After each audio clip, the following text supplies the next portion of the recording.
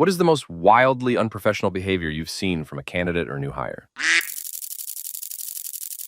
I was co-manager of the audience services department of a ballet company. We'd hired on 3 temps to help support our box office staff through the Nutcracker season, which is both the name of the production and also a descriptive name for the months of November to January. It's an extremely stressful time. In February, our bosses told us, my co-manager and I, that we could keep 2 of the 3 temps on permanently, full-time, and offer them raises and benefits. So we sent out an email letting them know about the opportunity and that we would be interviewing them separately in the coming week. One of the temps I'd hired, I later really regretted hiring. Of the 3, let's call her 3, ended up having the worst work ethic, but we hired her because she was the most knowledgeable about ballet, having worked around in the local theater scene for many years. It made it easy for her to banter with our more serious, traditional ballet patrons, who can be kind of stern and gruff. And she could speak multiple languages, which was super helpful. But she was intentionally passively lazy, if that's a thing. She would, for example, be helping someone on the phone, put them on hold to ask me how to process something special they needed, and when I would lean over to show her, she would release the hold button and go, "My boss is here to help you with this," and literally leave the desk. So instead of me training her on the thing, I did the thing for her, and then had to hunt her down and ask her to come back to her desk. She always acted like I was making a big deal out of nothing. Sometimes she'd do this and walk out of the entire building and come back with food, and then still take her hour lunch break. She was always bothering the dancers in the rehearsal studio, letting the phones just ring and ring. She was mean to one of the other temps in that mean girl way. I'd never have the balls to wear that dress. "You're really brave," or tossing things over at her desk spot like paper clips and loose staples. We always told her to cut it out. We were all in our 30s, by the way. I should add that this was my first job as a manager who employed staff, so I had my own things to learn about being more assertive. So the interviews come around. The first 2 go well. My co-manager and I both already knew we were going to keep the other 2 temps and let 3 go. But we went through the same questions and process as we did the others. At the end, when we were saying our "thanks, we'll let you know," she suddenly says loudly, "Oh, I just saw that the next show is going to be Bolero. I ducking hate Bolero. It's the one piece of music I cannot stand. It's so repetitive and boring.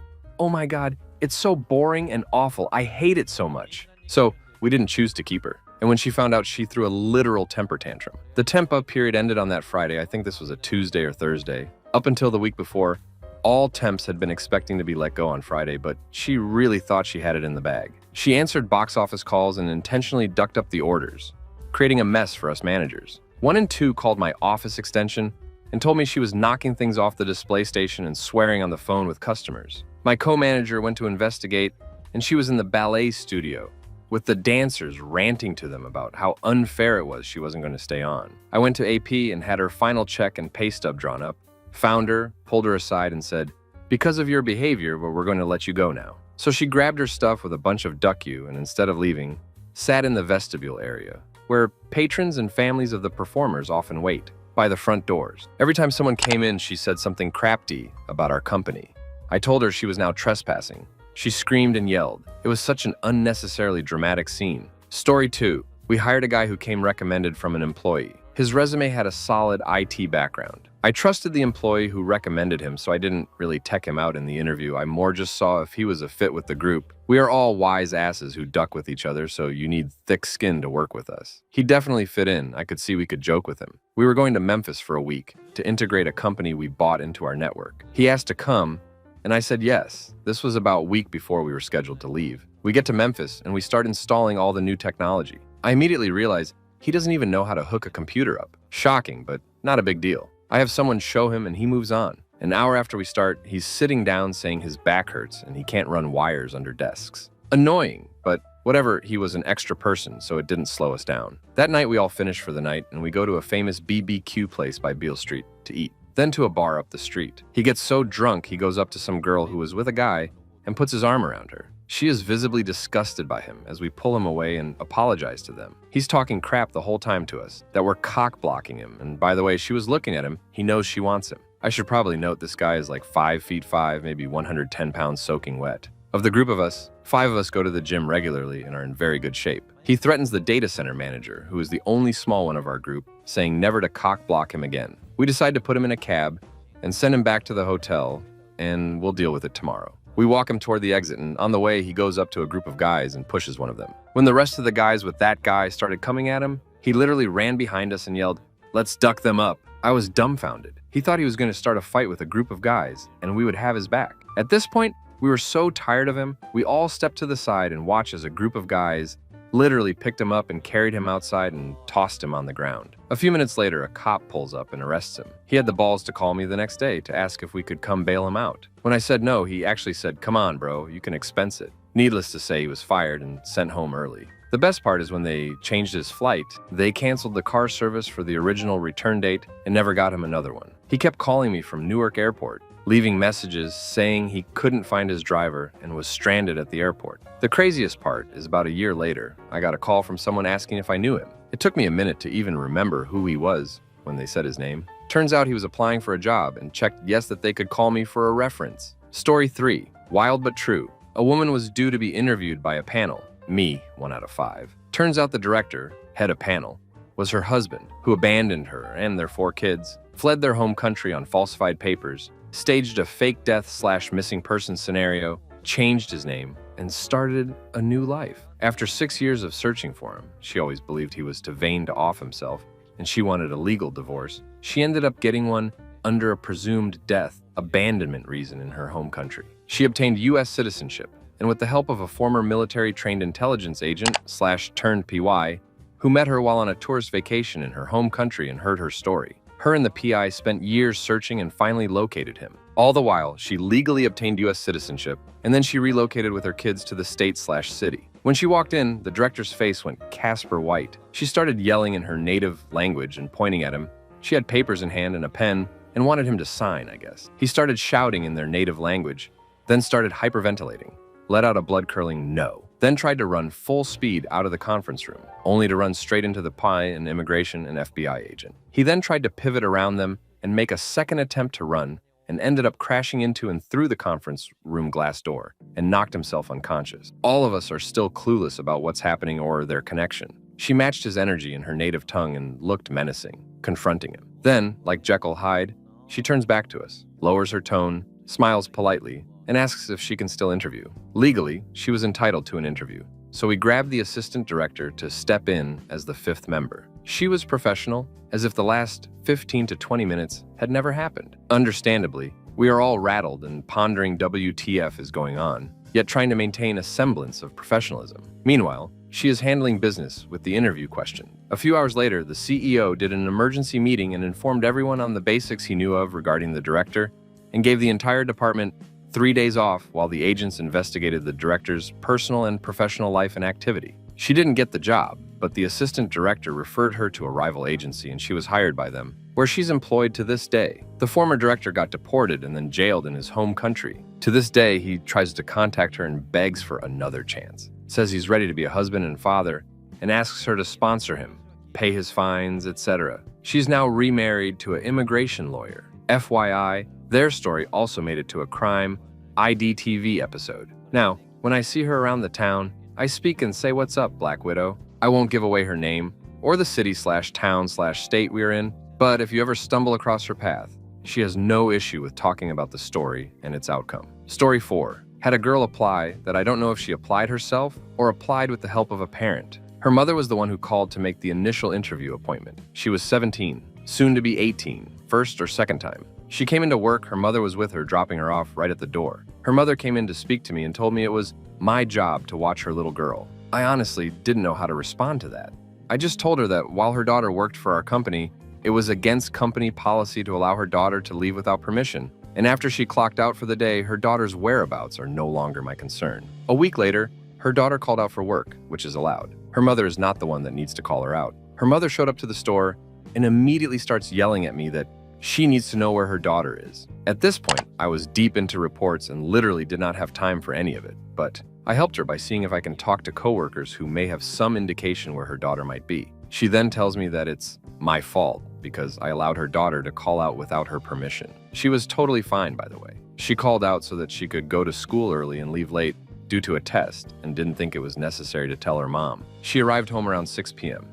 whenever she would normally be at least halfway through her shift. And this is when her mom came to the store. Her phone died when she was at school and didn't think to borrow anyone's phone, borrow the office phone or anything to call her mom. This went on for a couple more weeks later until she turned 18. On her 18th birthday, she moved out of the house and quit her job. She didn't walk yet, but she was finished with school. She was actually a really good worker, but her mother had the single worst case of helicopter parent I've ever seen. She looked like she thought she was a prisoner in her own home and in her own life. I actually felt really bad for her. I understood that she wanted to quit without notice. With everything that girl went through, I wasn't shocked or mad at all that she chose not to give a 2-week notice. Her mom came to the store one final time and told me that it was my fault that her daughter chose to leave the house at 18 and that I and the store had lost her business for good. Yep, her psycho mother had gone into the store that day just to tell me she wasn't coming back as a customer. To this day, I still have no idea why everything was my fault, but that woman gave me full-blown anxiety every time I saw her. Story 5.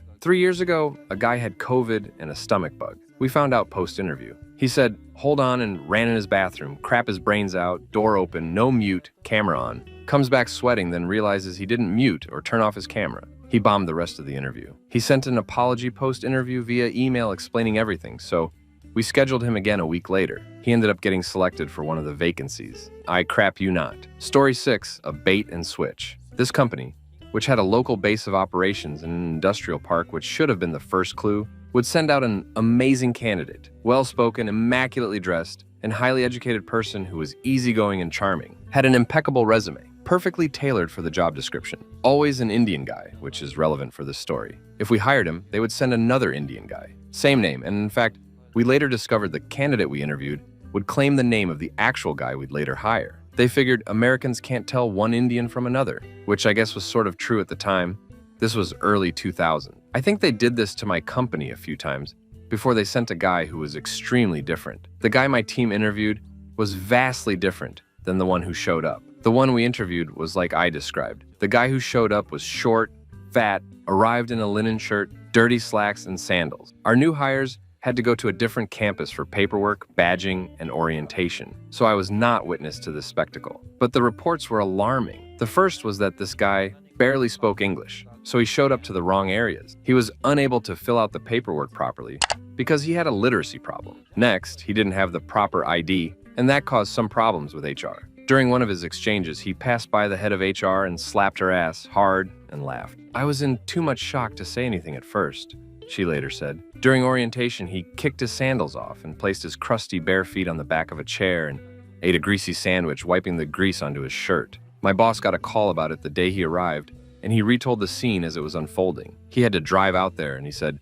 "That is not the guy we hired." But the ID, he had said, "Yeah, that's the same name." The ID, by the way, was a worker's visa and a foreign passport. The requirements of the job definitely specified that he had to be a U.S. citizen. This turned out to be a saving grace of suspending the guy from hire, because that was a legal requirement. So after that incident, we went through all the candidates we got from that agency and realized that the person who showed up was different than the person who interviewed. Luckily, it was only 2 to 3 people, and they weren't actually doing poorly as employees. But we blocked that agency from sending candidates after that. Story 7. I have one that I think it's actually good. This was a new hire who crashed another department's potluck and threw herself on the floor and started screaming and crying that they were trying to hurt her. She had been with us for about a month. A department was having a potluck for an employee on their last day, and everyone had brought a dish to share. Someone had brought ceviche, and someone else had brought a Middle Eastern dish with shrimp. It's to die for. Don't know what it's called, but this employee brings it to every potluck because everyone raves over it. This potluck was only for that department. It was held in their own department. It was not in the break room or a common area. I don't know why this employee went into this department since she was not invited to the potluck. She walked over to the table of food, yelled, "OMG, there's shrimp here. You are all trying to hurt me." Then she throws herself on the floor and starts rolling around while hysterically crying and saying that they are trying to hurt her. One of the directors told her to get up and stop being so dramatic. She did get up and go back to her department and finish out the day, but she called out the next day. I know shellfish allergy is severe, deadly, but the employee didn't eat or touch the shrimp, and she had never mentioned a shellfish allergy prior to this, and she did eat the popcorn. Shrimp lunch special the week before. I saw her. We have an on-site restaurant, and employees get a free meal every day. Every Friday, the chef serves seafood for lunch and dinner, and this employee never asked about cross-contamination or for special accommodations on Fridays. He almost always serves shrimp for lunch on Fridays, and again, she never brought up her allergy to him, so we know she was full of crap. Story 8. I had an interview with a hiring manager who proceeded to tell me how rich she was and that she looked at my Facebook profile to see if we had mutual friends and then proceeded to tell me she dug for dirt. Then went on to tell me we went to rival high schools and that she knew my high school boyfriend. Mind you, I graduated in the 90s and this interview was about 7 years ago. I told her this wasn't a good fit and she needed to move on with her life. My favorite just happened last week. We had a new hire last 2 days and tell us we weren't God-fearing Christians and they weren't comfortable around us. And we weren't professional because we all wear jeans, Vans, have visible tattoos, and the men had long hair. I laughed so hard. Good luck, buddy, and don't let the door hit you in the ass on the way out. We also had an employee claim harassment, and when they went to pull the camera footage, you could audibly hear this person trying to get another person to hook up with them. And when the employee ignored this person's advances, they came to me with a harassment claim. That was a fun case to handle. They had no idea the cameras picked up sound. Story 9. I hired a guy after he had worked as a temp for me for about 4 months. He was odd but worth giving a shot. On day 1 of his full-time employment, I sent him home within 2 hours of starting his shift. Another employee, M, moved Jay's tools so M could work. Jay heard his tool bag hit the floor, then saw M laughing with 2 other employees. Jay instantly jumped to the conclusion that M threw his toolbar and was laughing with the 2 other guys because he just disrespected Jay. So Jay came over and threw M's tool bag, which contained M's cell phone, and the screen was cracked. The next day, I wrote Jay up for throwing M's bag. He said he would not sign it unless I wrote M up too, because he started it. Up to HR, we go on Jay's second full day with the company. Our HR dept is very slow to take action, so I ended up having to deal with Jay for a few months until he got himself fired for trying to fight and threatening the other employee. When we called to terminate, he said we couldn't because we did not give him a warning not to threaten somebody. Had another guy show up on his 4th day as a temp, hammered and stumbling through the plant at 7:20 a.m.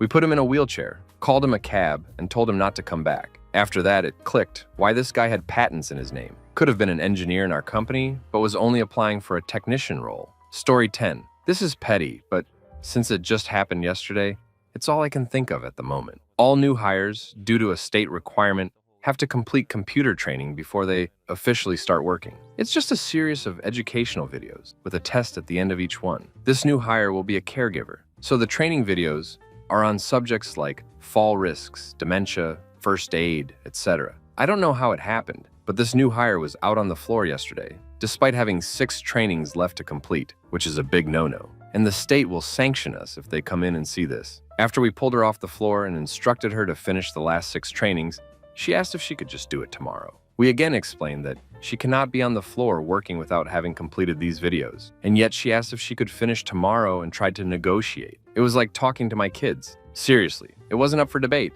It was like I was telling her to clean her room, and she was telling me she wanted to do something else first, and that she'd clean her room tomorrow as if it was a negotiation. The employee was told to go do it now, and yet she repeatedly asked if she'd come back tomorrow to do it. She didn't want to go back on the floor either. She wanted to go home, despite only being here for 3 hours, and then come back tomorrow to finish the training. Story 11. I hired someone who interviewed very well but didn't have the most impressive resume. There were a lot of gaps and short tenured roles, but the position we were hiring for was entry-level and quality of candidates was pretty bad. He was the least bad of the bunch, and this was a second attempt to recruit. In the first 2 weeks, he had only worked 3 days and the role was already part-time. The reasons he said for taking days off ranged from food poisoning, family emergencies to being hospitalized. It was all too dramatic to be true. I decided to do some detective work and dedicated a couple of days to looking at his background. After doing a deep dive on his resume, LinkedIn and socials, I discovered that he was homeless and living in his car, spent a year in prison because he and his friend filled up an unlicensed car at a gas station and drove off without paying, was involved in a court case where a friend of his was driving 100 kilometers over the speed limited under the influence and ended up killing someone, and had a real estate license before losing it for fraud. It was the deepest and most unbelievable rabbit hole I ever went down, and was equally upsetting and entertaining. He also mentioned in the interview that he was dealing with cancer, which was why he hadn't been working recently. That turned out to be a lie. We went to terminate him the next day he came in, but his sister needed emergency surgery, so we emailed him a letter saying he no longer worked with us. While I wished he could find a way out of his demise, the help he needed was well and truly out of my scope and expertise. Story 12. Hired someone for a technical position. Seemed okay, if a bit of an underperformer. I gave instructions on how to set up 10 new laptops for a new location we were opening. I checked the 2 laptops on the workbench this person said were done and they were correct. I asked this person to do the same to the other 8, exactly like this, and they said those laptops were already back in their boxes after being completed, that these were the last 2. I trusted that statement and shipped them to the new location the following week. I flew there to set up the new office, leaving some instructions for other things I needed the person to attend to while I was gone. Upon opening the boxes at the new site, I found that only 3 of the 10 had been set up. The others were bone stock, untouched. When I called the office to ask what had happened, I was told this person had been leaving early from the moment I left town. They were never there, past 2 p.m. on a 9-to-5 salaried job. The team then forwarded me a link to several videos of dances filmed in our entryway, fully edited, synced to music, captions, art, etc., recorded during business hours, edited at the office, and posted during the business day. That was this person's last day, story 13. I've got a bit of the opposite situation. As a candidate, my CV was good enough, and I was selected for an initial recruitment screening interview. Basically just a, do you know what the job is? Are you actually qualified for it? And are you interested in it given these pay ranges? Basically, just an easy round one. It's a no-fail unless there are wild misunderstandings at play. Still, it's first contact, so professionalism is called for on both sides. About 10 minutes in, things are going well, everything is lining up fine. There's a loud beeping in the background all of a sudden. Turns out it's a smoke alarm. This HR person had decided to cook some breakfast during this call and left the bacon on too long and started a grease fire. He freaks out, doesn't know what to do, and ends up dumping his coffee on it in an attempt to put it out. If you know anything about grease fires, you know how that went. So, needless to say, the interview ended there, firefighters were called, I made it through and ended up getting the job, and I'm still there 8 years later. Story 14. Had somebody claiming in an interview that they had 6 years of experience in it, working at a place we both worked at previously. He apparently didn't recognize me. He worked there for 2 years as part of the custodial staff. Had the 25F child of a customer apply at my business. When I called to schedule an interview, the parent answered and informed me that was far too busy to deal with interviewing right now and that I should call back in 3 weeks to arrange it. I informed her that I was hoping to have the position filled by then, and Mom replied, "Then I'm just going to have to post bad reviews of your company and take my business elsewhere, unless you wait for her." The sum total of Mom's history with my shop was about $400 in work, spread across 3 years. Amusingly enough, the daughter showed up 3 weeks later, almost to the minute, hoping to schedule the interview. I informed her of the conversation with her mother and that I couldn't consider hiring her after that interaction. She leaves crying. Mom comes storming in about an hour later, throwing a giant hissy fit. How I was a trash human being for disclosing the contents of our conversation with her daughter and that they would be finding a lawyer to pursue a harassment suit for my demands for favors during the job interview. Not only were 2 other employees witness to the entire interaction with the daughter, I pointed out the security camera covering the front desk area where we were standing and said, "Do your worst." Never saw either of them again. Story 15. I had an interview with a new hire that was recommended by my HR, which they found through a temp agency. I didn't like his resume, but they said he called a few times, said he was very interested and asked for a chance to come in. I gave in, we scheduled the interview. About 15 minutes before the interview, he called and said he misunderstood the location and was in a completely different city about an hour away. It made 0 sense. HR told me he was incredibly apologetic and said he made a mistake. I told them I wasn't interested, cancel the interview. How hard is it to Google directions? HR pleaded to just reschedule, fine. The next week he shows up. The interview didn't go well. His last job was at a government organization and he showed me printouts of confidential work that he had done at the organization. Told HR that I wasn't interested after much begging. Since we hadn't found a candidate and had been searching for 2 months, my HR, looking to knock this task off their list, begged to give him a chance, even if for a few weeks. His short time there was even worse than the hiring process. He upset majority of the staff he worked with and nearly came to blows with one of the managers. Meanwhile, the staff couldn't understand why we even hired him. Moral of the story, always trust your gut instincts. Story 16. A couple of years ago, I think 2, but maybe 3, time is weird, I was interviewing candidates for a hiring event.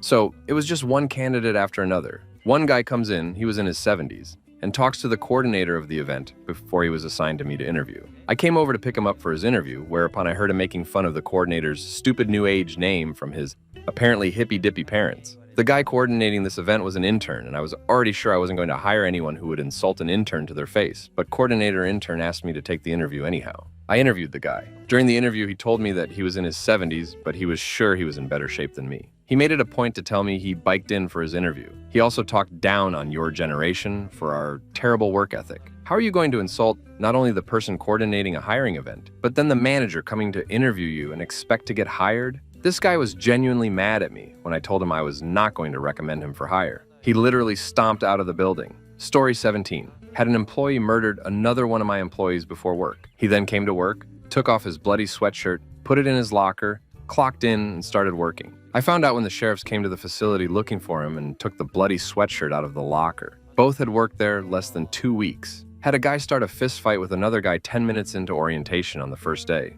Had a guy in his first week grab a fire axe off the wall and chase another employee with it. Had another guy that passed out at work on the first day. Paramedics said they suspected alcohol. He went to the hospital. I called to check his status, and the hospital said he must have got up and walked out. Then get a call from his hotel traveling employee that he walked in and went to the hotel bar, started drinking, and passed out at the bar. They sent him to the hospital again in an ambulance, escorted by a cop. They suspected substances. While I headed to the hospital, I got a call from the cop that he escaped from the hospital again. Then I get a call from the hotel that he was back there drinking in the bar again. I get to the hotel, and he's got 2 women on his lap doing shots. Had his room searched, and they found weed and coke, as well as an abundance of liquor bottles. Story 18. We had a new manager join us last month, fresh out of grad school and brand new to the industry. On his 4th day on the job, we invited him to sit in on a training session for some of our newer lead engineers, since the content was useful for anyone new to the organization. The course was delivered in a classroom setting, and the presenter was a very senior engineer. Midway through the session, new guy walked up to the front and started lecturing about his own experiences and how they tied into the topic. He mentioned his master's degree multiple times. No one knew what to do but stare at him. Story 19. I had someone tell me in an interview that they didn't like children while applying to work at a children's center. When I said this job probably wouldn't be a good fit, they got an attitude and wrote an email to my boss saying I was unprofessional for not giving them a chance. Another employee I had hired at an agency to work with one of our newer clients. Within the first training week, she discovered that her current boyfriend's ex also worked there and threatened, on the clock in front of many others, to hit her with her car. Then she was caught waiting in her car in the parking lot after I told her to go home. That wasn't a fun call to get. Also, very recently, I had someone take a video interview with me who was straight up in bed, like head on the pillow, blankets pulled up. At the end, I let her know that this wasn't FaceTime, and for the next interview, she might want to find a more work-appropriate setting. She didn't seem interested in my advice. In story 20. Oh, it was me. I went to an interview for a crappy call center job about 6 years ago. Had been fired by the crazy woman I worked for, unexpectedly, and was just trying to get something so I could pay rent. We were having a lovely time. The call center helped people with disabilities get jobs, and I was keen to get in and help. They liked me. I liked them. It was going so well. Then they asked me a simple question. Tell us about a time something did not go to plan. Team, I was too comfortable. I got along with them too well. I was smug. I was so sure I had it in the bag. So I opened my mouth, and before I could stop myself, I chuckled and said the following. Well, I'm clearly not great at planning. Here I am in my 40s interviewing for an entry-level job in a call center. It's easy to see that my life hasn't gone to plan. Yep, I did not get the job. Story 21. I was a lead at a LED lighting company, and a new guy was riding shotgun while we were out getting supplies. He had been working there for about an hour when this came out. I mentioned I'm from Wyoming, and he says, yeah, me and some friends were driving through Wyoming once. We went into some small town bar and, well, for lack of a better phrase, they stared at us like we were the idiots in the room. I was like, what did you just say to me? He was quiet for a moment, and I said more forcefully, no, what did you just say? For lack of a better phrase, and you couldn't think of another way to say it again. What did you say to me? Again, he was quiet for a moment and then said, I don't know what you heard, but I didn't say anything. Okay, so this dude drops a slur, for lack of a better phrase, and then is too cowardly to fess up. 2 displays of extreme low character in the manner of moment. While waiting for the supplies to be loaded, I called my boss, told him I'm dropping the new guy off at the shop. Told my boss, I won't have cowards on my team. Get rid of him or find someone else, but he isn't working on my jobs. Dude was let go later that day. Didn't last more than a couple hours. Story 22. I hired a new senior analyst to the group. I told her that we don't necessarily do things the most efficient way, but I wanted her to learn our current process and follow them for the first few months so that she could understand things. Then she can start making changes on as she's familiar with things. Within 2 weeks, she's roping in other staff members to help her figure out formulas to in the spreadsheets to do things that saved literally seconds. The coworkers quickly grew tired of her for this because these random changes had negative impacts later on, and she claimed that she didn't know, or that nobody told her to not do that. She would often disappear from her desk for long periods of time and take extended lunch breaks. When I called her out on that, she would say that she decided to combine her breaks together. She sometimes claimed to not take her breaks and would leave early because of that. The breaking point came when I noticed her work riddled with errors. I told her that I'd come show her things again. Halfway through explaining things, I hear my phone ring at my desk, so I walk over to check that it wasn't from my boss. I was away for 10 seconds at most. When I came back, I caught her watching music videos on YouTube. I knew at that moment she had to go. Story 23. Before millennials were known as millennials, I had a wave of interview and new hire situation that I could not get my head around. Interviewees with graduate degrees brought in their fiancés, spouses, and parents. Parents were brought in for 90-day reviews and salary raise negotiations. New, entry-level hires were walking into executive meetings uninvited and sitting right down to offer opinions. Demands were being made for slacktivism opportunities for enrichment. Office playtime, travel, and stock options became compensation demands for everyone down to interns. Jason Freddy's rework became a bestseller, embracing the new millennial, but also setting unrealistic expectations of companies that weren't swimming in passive profit like Basecamp was. This was all bizarrely entitled and childish to me. I would have been mortified to involve my parents in my adult career, and never in a zillion years would I have disrespected or injected myself into senior staff. That's when the millennial studies started to trickle out, and companies started to realize the white-collar game was changing thanks to the tech revolution, plus the way boomers had raised their kids to be special. People take the references to millennial work approaches by older generations as insulting, but let me tell you, it was a pretty shocking shift in candidate behavior when it started. I remember spending a solid couple of years just going, what the hell is happening out there? Story 24. This is pre-pandemic. I worked at a smaller startup, but they somehow managed to score interns from our local college's co-op program. Our intern showed up 60+ minutes late, their entire first, second, third week. During that time, the only HR individual sent a few reminders about their start time. This culminated in a very clear, "We've tried to tell you the start time is 8 a.m. several times now, and you're not showing up. Is something up?" Styled meeting. This kid tells HR, "Well, I have video game club every day after work, and that can sometimes run well into midnight and beyond. I'm supposed to get 8 hours of sleep. If I go to sleep at midnight, that has me waking up at 8 a.m., and it takes me 30 minutes to get here." HR told him, "There are plenty of gamers on the team with kids and other responsibilities, so that's not a valid excuse. If it happens again, we may terminate your employment." The intern says, "Okay, I can try, but I think it's fair that I sleep 8 hours." Shows up at 9 the next day, gets fired the second he walks in the door. He is taken completely by surprise. He also didn't work when he was in the office. He played with his Rubik's Cube a lot, though. Story 25. I once was part of the leadership team who interviewed and hired a woman as a finance consultant. She was going to be handling back-end configuration of finances of large enterprises. Her background check came back clear. On the first few onboarding calls, remote employee, I could hear a lot of background noise, as though she was in a call center. She would avoid camera at all times. Day 2, she claimed food poisoning, but when took a call, she was again in what sounded like a call center. Finally, not being HR and this not being a part of my usual swim lane, I do a simple Google search. I found out she had several judgments against her still pending for fraud of over $1 million. She also had a pending lawsuit against her for working 4 jobs at a time as a salaried employee. This made me look up her IP address. Her IP would go from the state of HJ to Central Africa multiple times a day. She was having someone log in on her behalf to do her work. When we let her go and recovered the company laptop, there were still browser windows open of her shopping for promiscuous clothing. Did I mention she claimed to have medical bills and the company fronted her the first paycheck out of pure kindness? Good times. Story 26. Years ago, I worked for an accounting firm. He hired a receptionist. At first, she dressed very professionally and did everything right. My boss had given her a 60-day probationary period when he hired her. The 61st day, she came to work in old orange tennis shoes, camo pants, and an old t-shirt. She told my boss she needed a clothing allowance, as she did not make enough to afford office attire, something she had been doing for 60 days just fine. He told her he would think about it, and she needed to go home and change. She started taking 2-hour lunches and doing other things that were out of line, pulling out a tampon and pretending to smoke it on her way to the bathroom,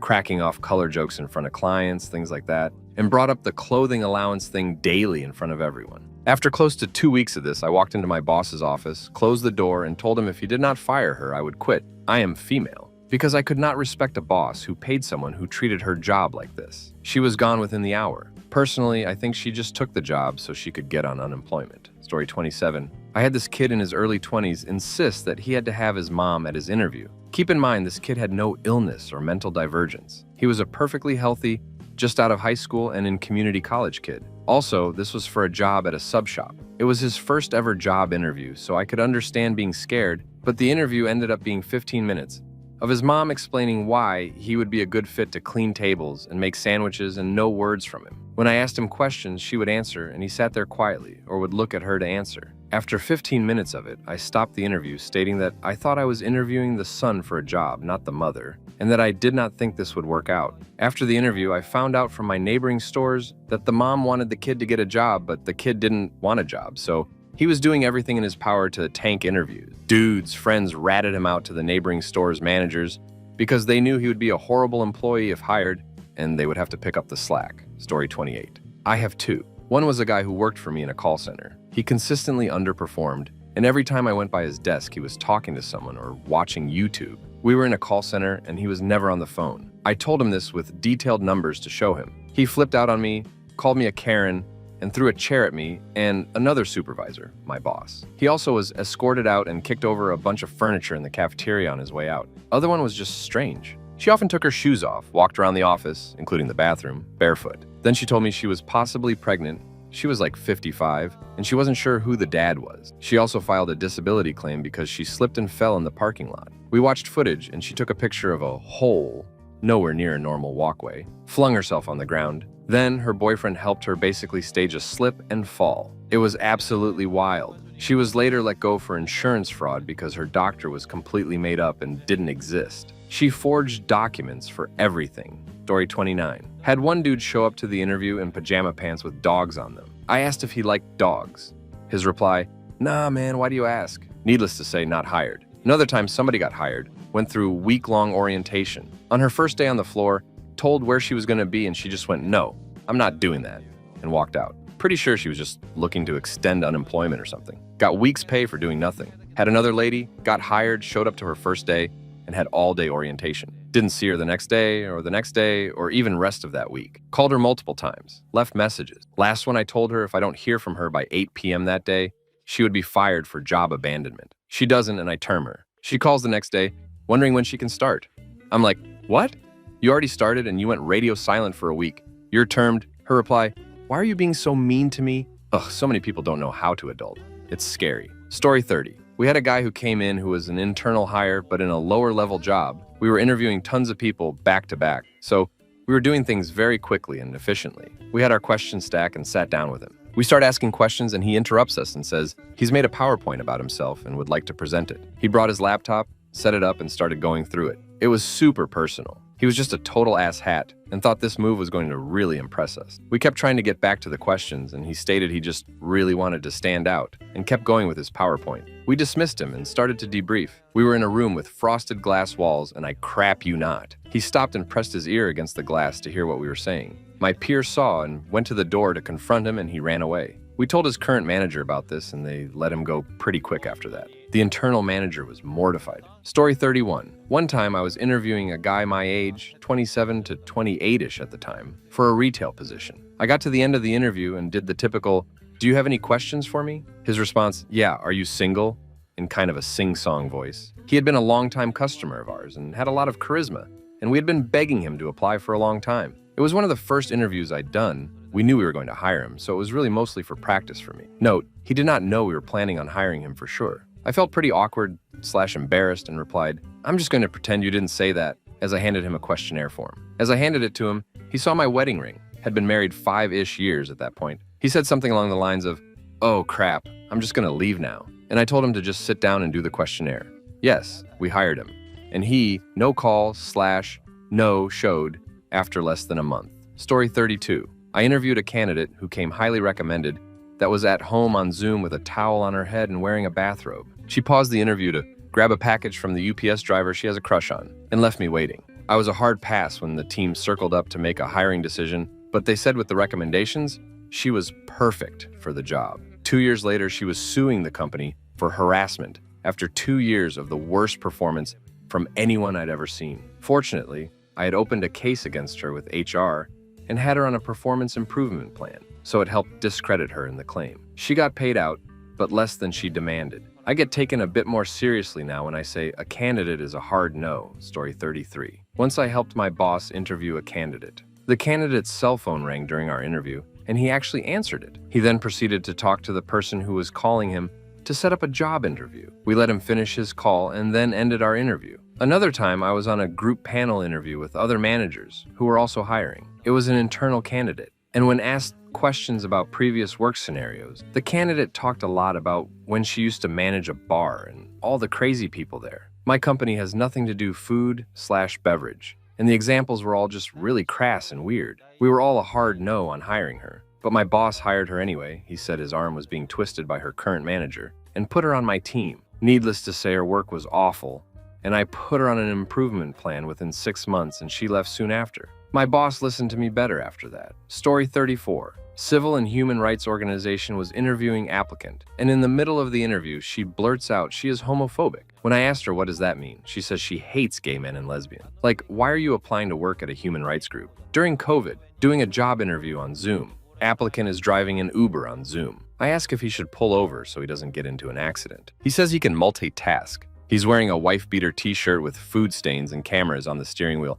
angled up his nose. There's a lot more. Those are the highlights. And yes, I'm in Florida. Florida man/woman applies for jobs too. Story 35. A guy who wouldn't put his personal cell phone down. Literally, ever. It was the running joke for the short period he was there because he accomplished nothing and would take personal phone calls and proceed to BS loudly with friends and family the entire day in his cube. When his manager brought him in to address the behavior, he cut his manager off in his manager's office to take a phone call and was fired on the spot. Had a woman come in for an interview who had a very high opinion of herself. She refused to answer any technical questions and at the end of the interview basically demanded the job. Yeah, she wasn't hired. Had another guy interview for that same job who would not stop talking and every question would lead back to his personal life and oversharing. I forget what he told us, but at one point he literally said, "I probably shouldn't have told you that." Story 36. I used to hire for a customer service team, very first corporate job sort of role,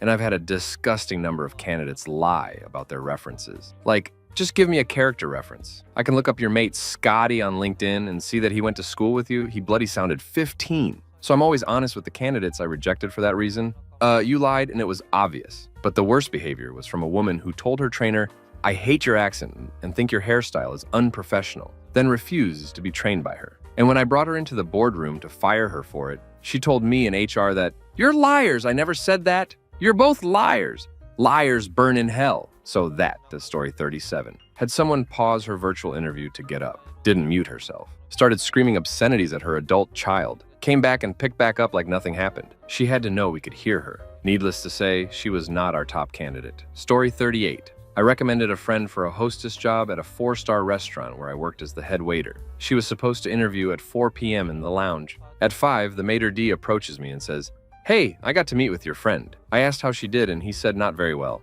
Apparently, she showed up for the interview about 5 minutes early, sat herself at the bar, and ordered herself a Long Island iced tea. Only finished about half of it before the interview started, so she took it to the table to sit with my maitre d'. I was ducking humiliated. Be careful who you recommend. Story 39. Interviewed a guy that had a weird resume. Older guy, very experienced, but lots of jobs, and not necessarily upwardly mobile. As an example, he was working a mid-shift at a place when we were interviewing, and he seemed to be trying really hard to impress us on not just what he knew, but who he knew. I figured he was nervous, and I'm pretty good at getting people to relax during interviews, so I continued, and he seemed very much at ease. Maybe too much at ease. One standard issue question about whether he had ever had a workplace conflict, and his answer started with, "Well, I tend to have more problems with women than men." And this was a call center where most of the supervisors and managers were women. I continued the interview out of curiosity more than anything, but I think he realized he had screwed up. Story 40. Probably tame compared to some of the others on here, but a few years ago, I was managing an IT department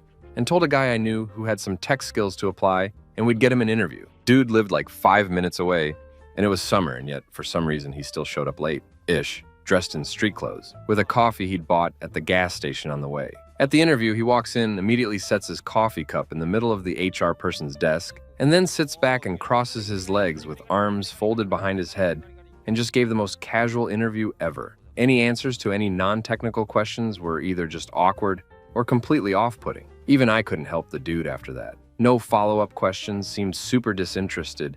It was just very odd considering the opportunity. Story 41. The one that stands out is this lady who arrived in ripped jeans and a hoodie that had definitely seen better days. I try not to judge. I know it's hard out there. She slumps in the chair so far down her chin is in her chest. We start the interview, and for every question, I don't know. I don't know. Yeah, I don't know. I even threw out a desperate name of strength and got an I don't know. It was painful. Finally, I end the interview, go to shake her hand, and she asks, "Did I get the job?" The balls, I tell you. Story 42. Right now, we have a dude with no affect. He did stunning in the interview, but when he came to the staff picnic, they were super quiet, and wife seemed intimidated. Semi-important people came up, and he had one-word answers and not even a smile or handshake to his new coworkers. So I'm in a business where our EQ needs to be balanced with IQ. We are reaching out to people who are shy or troubled or who don't trust us. So I'm pondering, I hope it was just a rough day off his current stressful job and being in a crowd of their former college alumni and staff and many exuberantly LGBT or alt. But I've had rough employees before. Like dude who ran a side FT job at work and harassed my grad student and insulted her BF to his face. Story 43. Do substances in our bathroom before coming into the interview is up on the list. Also interrupting constantly, answering questions very rudely, bad interview etiquette from others. Oh, this one lady was hired at an old job who was responsible for covering my breaks, lunch, and bathroom. She tried to get me on a schedule of some sort, literally told me, you need to go at this time and this time, so she can expect it because I interrupted her work too often by needing to pee for 2 minutes once or twice a day outside of my lunch breaks, way before and way after lunch. We got into a huge argument about it, and I eventually left because she was doing other things in my absence that made my job a living hell. Boss didn't give a duck. Story 44. Went through 2 teams interviews with an assistant superintendent candidate and asked him to come in for a face-to-face meeting. I ended up not attending, but others in our hiring group met with him, extended an offer, and hired him. A couple of weeks later, I was making my rounds to sites and ended up on the one we assigned him to. I walked into the job trailer. He came out of his office and asked, "Is ducking knocking a new concept to you? Go back out and try it again, like this," and knocked on the wall. Then he said, "There's a goddamn sign." For background, the only person in the entire company who is above me is the owner himself. Story 45. This one job Googled my name before interviewing. Before applying, it had been a slow Saturday at my current job at the time. So we were joking about flat earthers. I made a GoFundMe offering to walk in a straight line, then board a boat, and just keep going for $950,000. During interview, I gave an example of supporting a site in Alaska. Jokingly, one of the interviewers of 3 was like, "That's awful close to the edge." It took me a few seconds, which felt 20 minutes in my brain. Then it clicked. I responded, "Oh, you saw the GoFundMe." Indeed, they did. I explained it was a joke, how it happened, and apologized if they were flat earthers. Room just burst into laughter. I was hired. Story 46. A youngish man came in for an entry-level position. We like him. He was personable and seemed like he'd pick up the job pretty quickly, so we hired him. Starts on a Wednesday. First 3 days are great. Looking forward to Monday and really training him. We come in on Monday and his car's in the parking lot, but he's not there. We call his phone, no answer. Call his emergency contact, no answer. Nothing. We hear nothing from him. The car stays in the parking lot. The following Monday, he comes into work like nothing happened. Turns out he went skiing for a week with his family and didn't bother to tell anyone that he had a previously planned trip. He was surprised when we told him that he was no longer employed. Story 47. Once had a candidate answer the proverbial, "Tell us about the time you had to handle a difficult situation" question with a fabulous story of him assaulting another coworker, who apparently totally deserved it because even though law enforcement investigated, no one was arrested or fired. Because reasons. As we sat there gaping at him, I attempted to throw him a lifeline. You had to know that was a risky story to share. So, can you explain what you learned from the experience? He pondered the question, acknowledged he shouldn't have lost his temper, and said he tries to count to 10 before letting his temper loose, and that seems to be helping. He sent a very nice thank you note afterwards and mentioned how comfortable he was with us. He didn't make it to the next round. Story 48. I hired a guy for retail. The company only offered minimum wage, part-time, so it was hard to get workers. It was his first week. He came in with a big hole and gash in his arm. He was bleeding through the dirty rag he had on it. He used the sling in the first aid kit to make a terrible-looking, unhelpful bandage. He told about how he and his roommate were drunk and playing some game, and the roommate stabbed him. This was a retail job in clothing. I told him he needed to go get cleaned up and get a bandage on that would keep him from bleeding on the merchandise. He quit on the spot. Story 49. This is low grade. But when I was a manager of a fast food restaurant, I hired someone who was great in the interview. She showed up on time, the first day too and was enthusiastic, then proceeded to drink like 8 shots of espresso and throw up in a trash can. I sent her home thinking it was nerves and asked her to come back the next day. She came back, did the same thing, asked for a bathroom break, but instead she smoked a cigarette, which was against company policy. I fired her on the spot. 6 months later, she sends me a text telling me she'd been on a substances binge and being fired was the straw that broke the camel's back and convinced her to go into rehab. Story 50. Brought her boyfriend with her to hang out with me while I work and didn't understand why he wasn't allowed to come in with her. This was a warehouse with card scanners at the door and security guards, not a retail setting open to the public. When she was told he couldn't come in, he stayed in her car, and she FaceTimed him for the first hour of her shift while watching the safety training. She would hide her phone when anyone approached, but we knew what was going on. After catching her with it out and telling her the no phone policy, she just left and we never saw her again. Absolutely wild behavior after interviewing, putting together a resume, and showing interest in the job. Why even show up? Story 51. I work in an industry where we have technicians enter people's homes to perform work daily. A technician was hired, no idea why, who did not shower and was clearly mentally ill. He would talk about how he used to work for the FBI and had security clearances, and NASA offered him a job. Anyway, a couple of weeks after he was hired, predictably, he was fired. He refused to be fired. He kept saying things like, "Why don't we circle back to this in a couple weeks?" Or, "Yeah, I don't think so." It was the oddest thing I've ever seen. Who refuses to be fired? To be clear, this individual was definitely not in the FBI, nor did he have any security clearances. He was just out there. Story 52. So many in the last few years highlights one. During a lull in customers, pulled out a laptop and started writing a paper. When asked, they said they thought they could do homework during slow time, on the clock. They were upset that there was other work to be done like pricing, stocking, cleaning, etc. 2. Did half day of training and gives me a new list of available hours. Mostly mornings from 7 a.m. to 1 p.m. We don't open until noon, and they could not understand why we couldn't have them come in early. 3. A whole batch of bad interviews from people showing up in shredded clothes or no underwear, stoned/drunk, unwilling to write in an application. They wanted to text answers. No shows, refusing to interview with a woman. So much more. Story 53. Interviewed someone for a position as a lawyer at my law firm. She talked about how she had a summer associate position in which she got to work in both litigation and corporate law. The next thing that came out of my mouth was, "Which did you like better?" As soon as I said it, I felt dumb because it was such a ridiculous softball question considering that our firm is and markets itself as 100% litigation. But what do you know? She went ahead and talked about how she hated litigation and knows she would never want to do it. I guess she didn't bother looking at our website before traveling out of a state for a day to interview with us. Story 54. 2 stick out. One was an interview for a financial position. When I asked why she left her previous job, she told me because she was caught stealing money from the company, but quickly added that she wouldn't need to do that at this job because the salary was better. The other one was a guy who told me about his extensive criminal activity. Now, legally, he is required to disclose if he's been convicted of a crime, but no other details. This guy gave me chapter and verse of everything he had ever done, caught or not. He needed the job so he could hire a lawyer to get his record expunged. Story 55. On start day, we sent a new hire to substances/alcohol testing at the local hospital. They tested twice. He was drunk, loaded way beyond legal limits. A couple of limits. My brother was in town. He cried out, "I haven't seen him in years. You aren't going to hold that against me, are you?" We did. Story 56.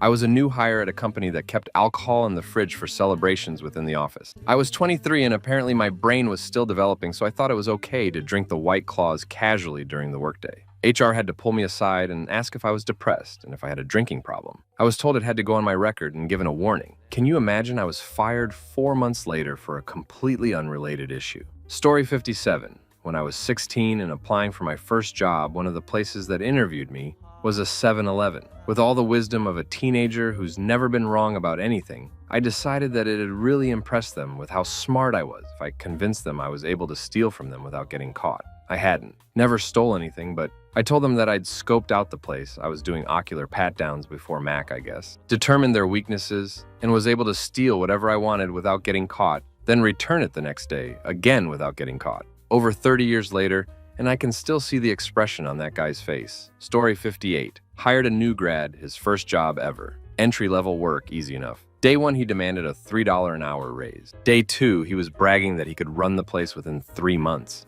End of week 2, he no shows. Eventually texts me saying he didn't come in because we didn't pay him. I told him it wasn't payday. He found that unacceptable and demanded payment immediately or him and his brother would be down to see me. Obviously, we terminated him. About 8 months later, I got a recommendation request for him for another job. I could not believe it. Story 59. Another one just popped into my head. Interviewed an Air Force vet. Being a vet myself, you have to completely screw up an interview in order not to get the job. This guy was qualified, but very talkative during the interview. I chalked it up to nerves and hired him. I wasn't able to meet him when he showed up for his first day, so I found him a few hours later to welcome him. I asked how he's doing, and this guy starts in with diarrhea of the mouth and wouldn't shut up. Within the first 15 minutes of talking to him, he told me that he had an adult film addiction and how bad it was affecting his relationship with his girlfriend. Story 60. I'm a woman and a boss. I've seen it all. The worst was when one of the people I interviewed started treating me like I was his direct report and told me how I should be doing things. This guy was applying for a job in an outdoor environment that required walking and was so obese he couldn't walk 3 steps without panting like a husky in Florida summer. Another guy, when we described an example project to handle and asked what he would start with if unsupervised, said he would drink a beer and take a nap. Another guy showed up for an interview with no belt, and I saw his whole butt by the time it was over. Story 61. Asked to finish early to go play tennis one day. Sure, okay. It was a nice day. Next day, asked to finish early again to go meet a new potential housemate. Second time is a bit weird, but it's like, sometimes it happens. Third day, she asked to finish early to go to therapy. Now, that's an acceptable excuse to want to finish early. But after 2 days prior for social reasons as a junior, it wasn't a great look considering her work output wasn't great either. She didn't pass probation for various other reasons though. Story 62. Back in the dawn of time, I worked for the concession company that had the contracts for all of the NASCAR tracks and races in the Southeast US. We hired some locals at Talladega. I grab a group and drop them off to loaf supplies into portable stands. Think narrow with service window and one door. I return 10 minutes later with the next group, and big homie has, I crap you not, ducking slammed 3 goddamn cases of hot Busch Light in a can. Hot, like towed in the back of the wrong trailer from Homestead, South Florida, to Bama during the summer hot. Story 63. I used to onboard folks at my last job. They hired one woman in her late 30s who was a superior to me, who, on her second day, told me she was exhausted from having sex all night and provided details. She then proceeded to sleep on her desk. I woke her up politely, then she did it again. I left her alone because I'm not a babysitter, and she slept for 2 hours. She lasted like 3 more months after that, like how? And then got fired for needed to be retrained for the 3rd time on a process she was supposed to be teaching new hires. Story 64 was TDY in California, and my boss asked me to meet up and interview a candidate, so we agreed to meet at the local IHOP the next morning to talk over the job, environment, expectations, etc. He showed up with his wife and toddler and still attempted to have all of us share a booth while I interviewed. His wife was Asian and spoke no English, and his son was 2, and boisterous as toddlers are when expected to sit quietly. I told my boss not to hire him, but they did anyways, and he caused so many issues with the client. Eventually, he was fired after a year of weird, unprofessional behavior on site. Story 65. Okay, I'm not a big fan of substances tests, but the first person they hired in the programming role I took showed up for his first day, so obviously currently high, that they ordered a substances test be administered on site. He'd passed the mandatory test done off-site, and he was escorted out immediately. It was an engineering company, where making a coding mistake could mean dropping a 140-pound drive shaft, spinning at least 10,000 revolutions per minute. That should be held in place by magnetic fields. And that is the best case, for it to drop immediately and wreck the $1 million test stand instead of being put into production in a global market. Story 66. I managed U.S. talent acquisition for a Fortune 50 corporation for 4 years, so I could write a book, literally. Try bringing in your resignation letter on your first day because you got a counteroffer the day before from your current employer. Or filling out an internal application for a new job within the company while still in orientation for your current job you just got hired for. No harassment that. I remember that early, thankfully. During COVID, we discovered we had an employee who had 2 other jobs also, and they were trying to half-ass all 3 for the money. People will prove there is no limit in Story 67. As manager of the gym, I only got to okay the upper management candidates. I did not okay this guy. I told them how I personally knew this guy, and he did not possess the values of our business. I was overruled, and now I had to train him. He ignored everything I taught, and when I called him out on his dismissive behavior, he said these exact words. Look, I only applied for this job so I could direct potential customers to my massage business. I became a massage therapist, so I'm not going to be disinfecting equipment. That was a first day fire/last day fire. Story 68. Retail side here. I worked in a family-owned liquor store. State law says you can serve alcohol if you are 18, but can't drink until 21. Our store policy was no employees under 21. This girl and her friend come in one day to inquire about employment. She was wearing a bikini top, Daisy Duke shorts, flip-flops, and was smacking her gum. You can legally sell if you're 18, right? I said yes, but our store's policy is 21. Of course, I got attitude and then a few cuss words when I wouldn't even give her an application in case I was lying to her. Story 69. Not 2 weeks with the company, but he'd been with the company a few months at a larger location with more building maintenance staffing. The third day, he was at my location. It was only him and I on the maintenance team. I needed to be off for a pre-booked appointment. I got an email halfway through the day from the building manager asking if someone else would be coming in to cover, because this guy has left for an hour for his lunch break. Yeah, you have to call another location and have them send coverage before leaving, and that's covered in training. Story 70. We had a fella in my orientation group who apparently told, upon reaching his assigned work destination, his boss's boss that revealing his name was none of the man's business. Upon their first introduction, another failed a substances test administered weeks after clearing the initial screening following the 2-week orientation period. A third received a traffic violation in a rural area, unpaved road, and proceeded to intentionally pepper the officer's cruiser with gravel by peeling out when released, following receiving the citation, all in a company vehicle. Welcome to oil and gas, folks. Wild ride. Oh, and all of these examples were engineers. Not for long. Story 71. Wasn't the manager, but witnessed a guy who started where I work flame out very quickly. First day alone at his desk, he was on the phone half the day talking to his lawyer about his ongoing prosecution for being busted with 2 keys of substances, talking trial strategy and such. Made no attempt at being discreet. Was at a very large financial institution. You have to be fingerprinted and an FBI background check to work at. They will let you start before the background check is complete, and it took 2 weeks before a whole lot of people showed up to the all him out. Story 72. We hired a contractor for an administrative assistant role, and she started on a Tuesday. Wednesday, she called in sick. Thursday, she claimed there was a family emergency, and when asked for further clarification, reveals that she wants to be fully remote, despite the job description indicating that it's fully in office. She was immediately let go. Fastest I've ever seen someone at a federal facility get fired. The best part about this was that she clearly wanted to be entirely remote so she could banana around during the day. Her commute was less than a minute as she lived across the street from the building. Story 73. I think it was about the 2nd or 3rd week on the job when the temp we have covering for a maternity leave sends me a message asking to talk about our returns policy. I'm about to leave for the day, but I go up to the front desk, genuinely thinking she had questions, because it's super simple, yet she keeps flinging it up,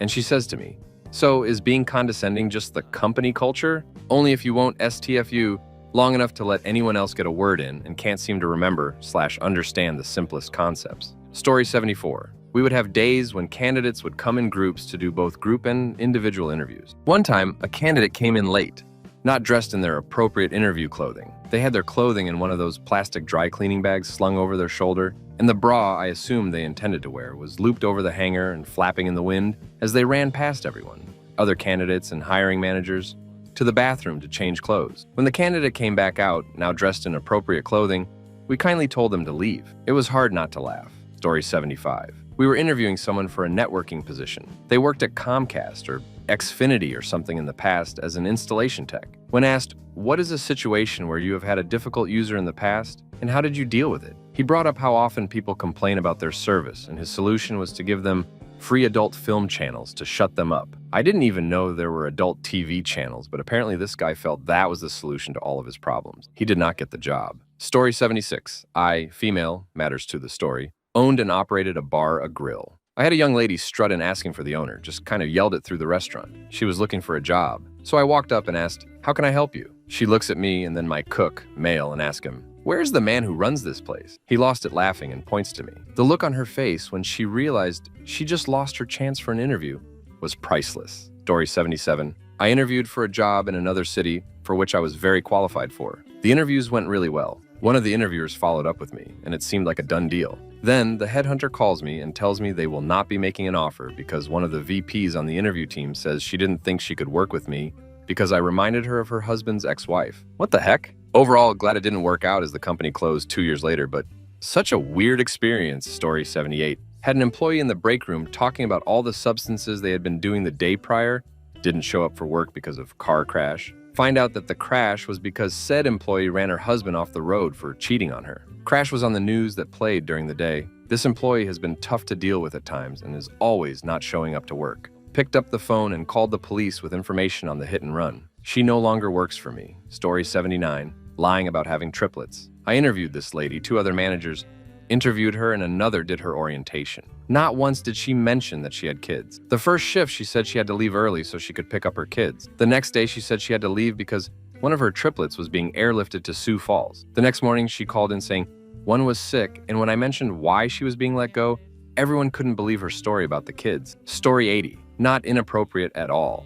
But in an interview, once I was asking about things, she took personal pride in things that didn't necessarily go her way and how she overcame those setbacks. She told me she put a bleached container into an autoclave once and gassed out an entire building at her first lab job. I looked down to my notebook and mumbled, "committed war crime," while I pretended to write it down as a way to break the ice, but she wasn't sure if I was serious or not. She looked mortified. Story 81, had a new intern who asked me several times to sign in to work for him. I did, thinking maybe his Wi-Fi wasn't working properly. About 2 weeks into his internship, I called him about a project. He didn't answer, but instead texted that he was in class right now and would call back. He was in class while on the clock. He was let go immediately. Turns out that's why he couldn't sign in.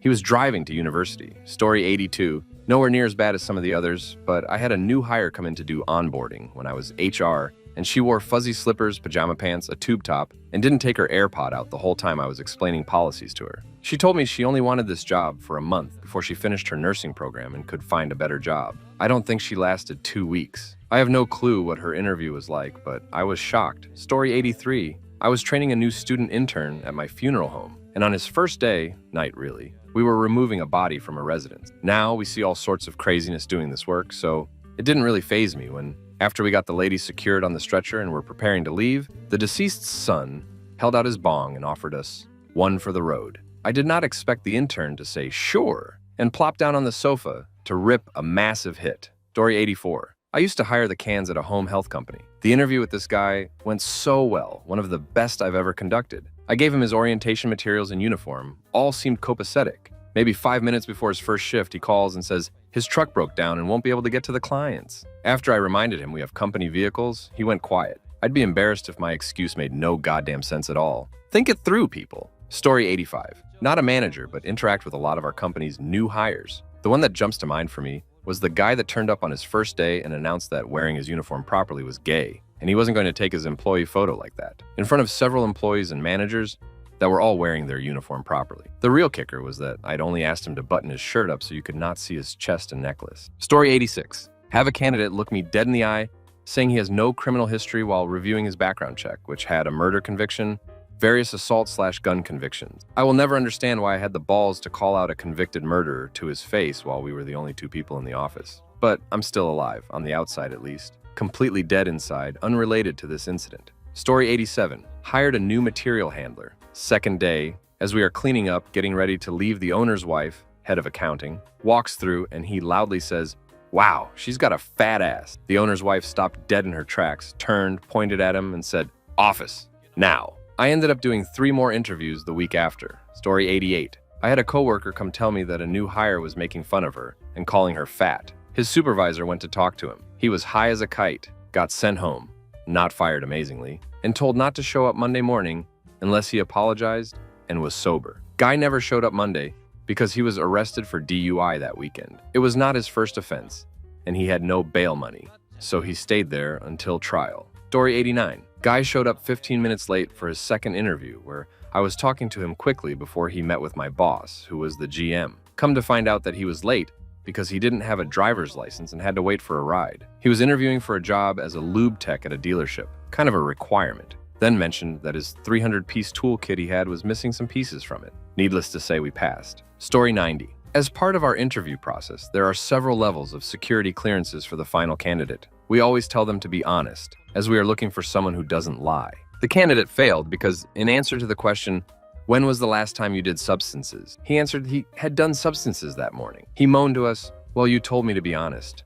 No sense of how bad this was at all. We had to go back to square one. Story 91. I had a candidate come in with the shortest pair of cut-off jean shorts I've ever seen outside of the Dukes of Hazzard, a baby doll t-shirt and sandals. This was for a software engineering position. The best part was when she said, "Sorry, I don't have a copy of my resume. I had to come straight from work and didn't have time to go home and get one." I asked where she was currently working. It was a similar position at another software company. Story 92. We had a candidate talk in vivid detail during her second interview about her life and how she keeps her boyfriend satisfied. All attempts to bring the conversation back on point were unsuccessful, so the interview concluded early. Another candidate told me they didn't like helping people. The interview was for a customer service role. They said they would be really passive-aggressive, so no one asked them for help. Thanks for the honesty, I guess. Story 93. I have a couple. One guy dropped F-bombs through the entire interview. When interviewing for my team, I would do the first part of the interview.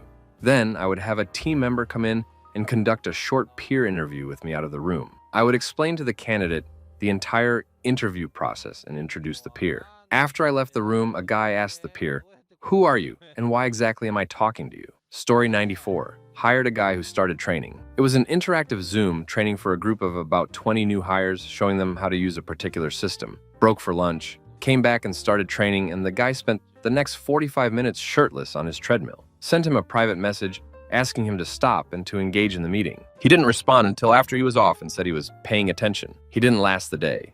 Story 95. I was interviewing a guy, and mid-interview, he told me that we didn't need to do the interview because his uncle worked for the company and told him he'd get this job. I thanked him for his time and flunked him for the interview. HR grabbed me later and I explained what happened. They were like, "We need bodies, so he's probably getting the job anyway." I was like, "I don't care, just don't associate my name with his hiring." Story 96. My new employee chews tobacco and had a spit cup at his desk. Not allowed and disgusting. I've had to talk to him 3 times about not bringing it to the office. A few weeks ago, I came out of my office and he was eating a full slab of ribs at his desk. Story 97. 15-ish years ago, potential applicant approached me while working at a coffee shop. They said they saw our job posting on the internet and wanted a paper copy of the job application. I let them know the application was online only, and they threw a big huffy tantrum. "But I don't have internet access," they insisted, practically screaming at me. Asked them calmly, "How did you find the job opening again?" The realization dawned on them, and they just walked off. Story 98.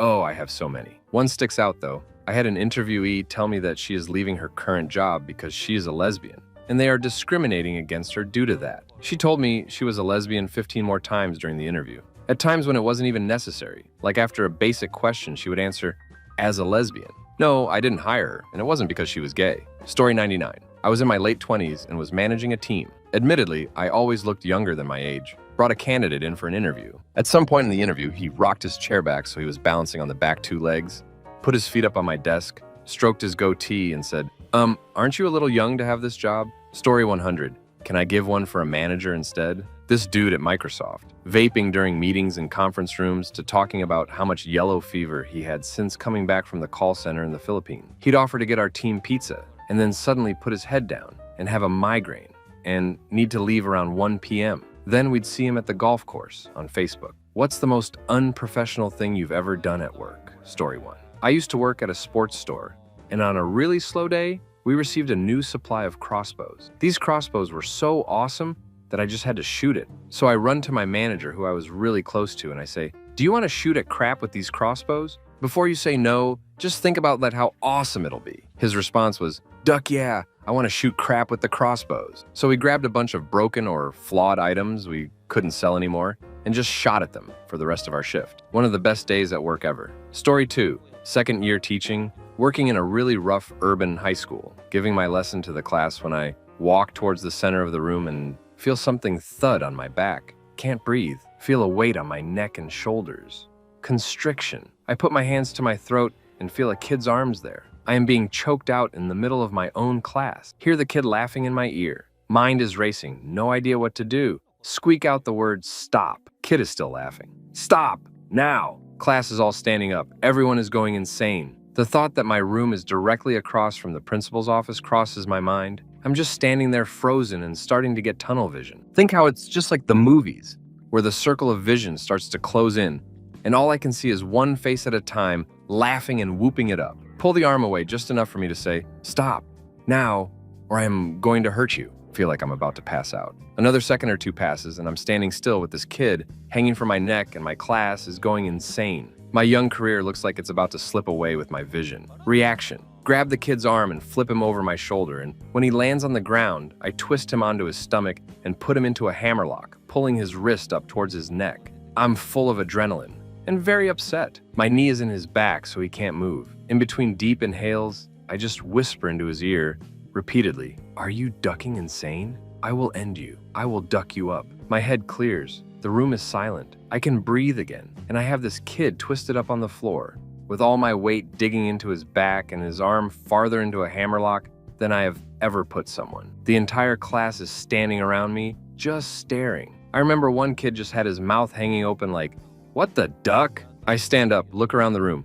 Think about the principal, see this kid still hasn't gotten up. I kneel down and help him to his feet, and immediately change my effect back into teacher mode. "Are you okay? Do you need to go to the nurse?" He shakes his head in the negative. "You know, jumping off of chairs in class is dangerous. You can land pretty hard and hurt yourself. You really shouldn't do that." Some of the kids in the room begin to understand what I'm getting at. "So I can write you a pass to the nurse so you can get an ice pack for your shoulder. You looked like you landed pretty hard when you jumped off that chair." I see the kid realize what I'm saying. The rest of the class does as well. The kid is just standing there, holding his shoulder, thinking. He says, "No, I'm okay," and walks back to his seat and sits down. The rest of the class follows, and I just walk back to the chalkboard and continue my ducking lesson like nothing happened. Needless to say, I got a lot of respect from the kids after that, even though no one ever directly brought it up again. I do really wish it had never happened, though. Story 3. Spent an entire 8-hour day browsing this website. Pretty good day at the office. What did you do today? I was a lab supervisor. Most days were really busy, but there were days when projects were completed,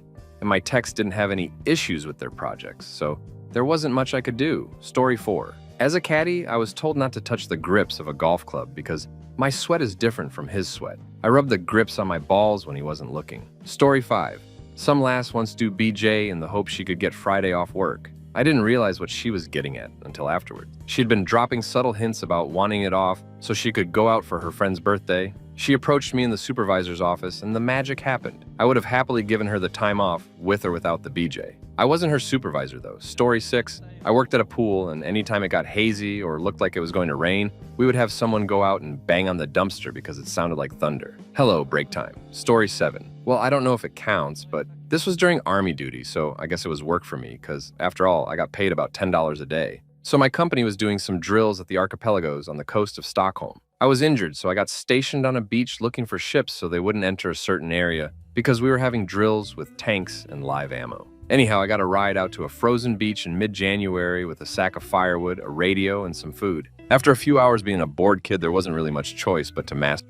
I stood there with my pants at my ankles, looking out at the sea, and felt like the king of the world in the bonfire. Story 8. My last week on a call center, I took the evening shift to work with some of my favorite coworkers. They were goofing around and joked about a girl that fancied me a bit and asked me how big I thought her boobs were. I replied that I couldn't tell unless I'd had them in my mouth. Very immature, but hey. So one of my female coworkers thought it was funny to type the girl an email saying something like, "Wants to get way too close to you to check something and wants to pretend to click it to mess with me," and then accidentally click send. I offered to take the blame since I was leaving the company anyway, but she wouldn't have it.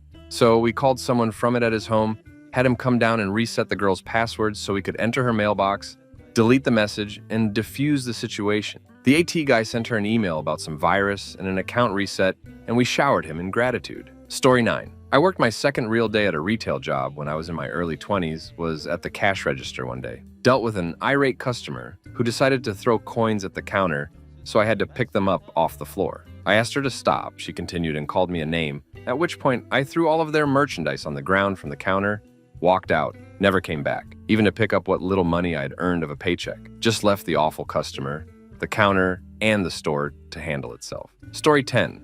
I used to work as the night manager at a 24/7 truck stop gas station. Where to begin?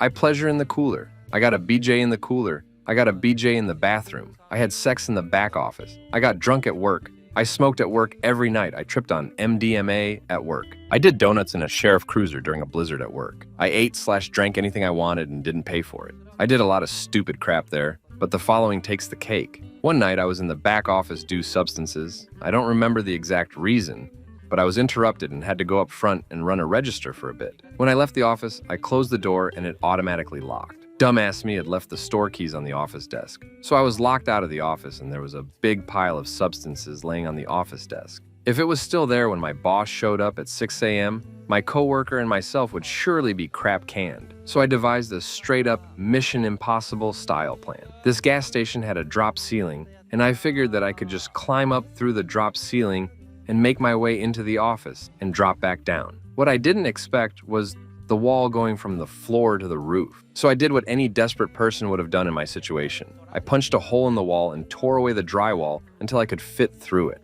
I then climbed through the hole, made my way into the office, finished rolling, and unlocked the office door. With the hole in the wall concealed above the drop ceiling, my boss was none the wiser, and I kept my job for another day. Story 11. A coworker crop dusted my office, so I walked into his and tried to fart on him, but I crapped myself. I then cut the soiled part out of my underwear and flushed it down the toilet. Story 12. Messy sex in a truck stop. Working at a truck stop as a teenager. The place is a bit dingy and looked a bit 80s. Which wasn't great given that I was working there in the late 90s. There's a pretty girl that works the store area, and I'm working in the back cleaning or doing general repairs. She's older than I am by a year or two, old enough to be in university while I'm still in high school. She grew up a farm girl and had that sweet personality. Her long lashes, jet black hair, and very fit figure made her the interest of every male patron and employee. At 5'6", she weighed maybe 120 pounds, and most of it was in her breasts. At the end of one shift, during which we did our usual flirting routine, she asks if I want to hang out after.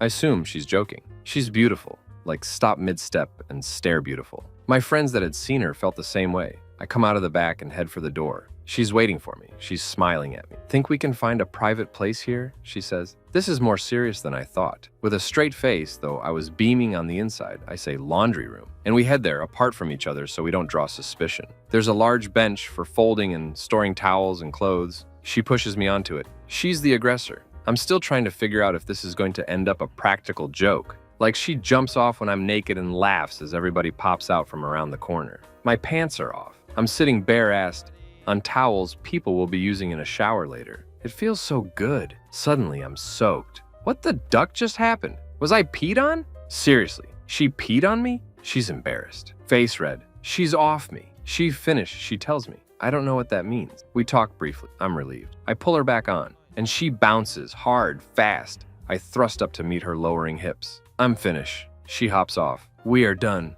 The towels are soaked. I was naked all over them. Somebody used them to wash their face and dry their bodies. Story 13. Probably getting belligerently drunk and simultaneously crapting and barfing in my cubicle. It's a rare and special experience to expel fluids and waste from both ends at the same time. Really makes you reconsider some current life choices. Story 14. Used to work in a restaurant. Me and two of my coworkers used to get high while working 13-hour shifts. It was the only way we could get through the day. We would take shifts going into the car and blazing up. Anyway, one day while we were all stoned, we decided it would be a fun idea to pour a bottle of honey inside the espresso coffee grinder. For anyone that has worked in an Italian restaurant, you'll know how important an espresso is at the end of a meal. This occurred on a Saturday evening, the busiest of times for most any restaurant, in an establishment that comfortably seats 300+ people. When another coworker went to make an espresso instead of finely ground coffee, he received a globular, gunky, gelatinous mass of coffee. The owner didn't know who did it, and we wouldn't eat each other out, so he called an impromptu staff meeting and in so vague terms put out a $5,000 bounty on the head of the mother ducker trying to ruin his business. Story 15. I used to wear a costume and shake a sign outside to advertise for a Halloween store. It isn't as humiliating as you'd think, most people ignore you, but it's painfully boring. My favorite costume was a giant pickle one, because I could hide my head and one arm inside while shaking the sign with the other and browse Reddit or watch entire movies. I'm so glad Halloween season is over. Story 16. I was drinking at a firm-sponsored happy hour with my coworkers. Things are going great, beer is flowing, the wings are great, and people are laughing. Somehow the discussion turns to slang, and I stupidly blurt out, "Dirty Sanchez!" It would have been just fine until one of my female managers tasked what it was. So I berated her for not knowing, and then described it in great detail, with finger movements. It's been 10 years, and I still get called out on it. Story 17. My friend had a summer job at a factory where there are many older people working. One old man used to playfully joke with my friend, and my friend would joke back. Then one day my friend responded to a joke with, "If you don't shut your mouth, I'm going to get naked and beat the crap out of you." He got fired. Story 18. When I was probably 18, I was working at a grocery store in the deli department. The produce department office was conjoined with the deli, separated by a swinging door. One day, me and the produce guy were prancing each other back and forth, And I got the last move in by taking the fire extinguisher and kicking through the door and letting the contents of the extinguisher loose in the produce office. And boom! Within 3 seconds, the thing was empty and the room was a cloud. My buddy was just like, WTF, and fell on the floor laughing. We cleaned up the powder or whatever it is and continued as if it never happened. Never got caught even though we should have. Story 19. I'm a travel stock photographer. I have quite a nice street photo of a European city. There's a dude walking with 2 girls obviously scratching his balls. I sell the image anyway. Not sure if one can call it unprofessional, but I felt a little bad. Story 20.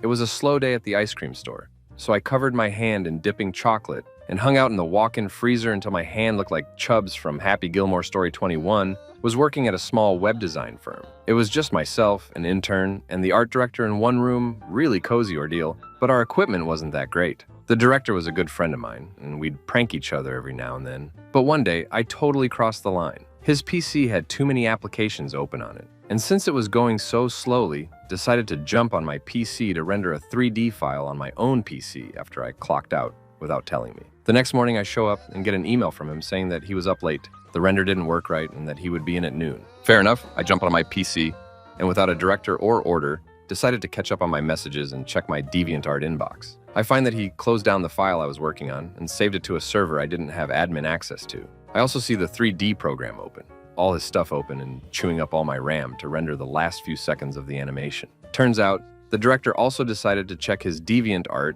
when he jumped on my PC, and he didn't log off. Since he had made my PC incapable of doing anything through some rather harmless oversights, I decided to harmlessly prank him back with his DeviantArt account. I jumped onto the browse page and ran a query for the most offensive pixels could make. And DeviantArt delivered in bountiful supply. I started adding them to his favorites, one after another, until I had spent a good 5 minutes favoriting almost 200 of the most egregious the collective internet could yield. Figured I'd leave it in the background, just let it be a silly little thing for him to later discover. I logged off, let it manifest and rear its ugly head days down the line. What I didn't expect, when he came into work, he found that his front page was inundated.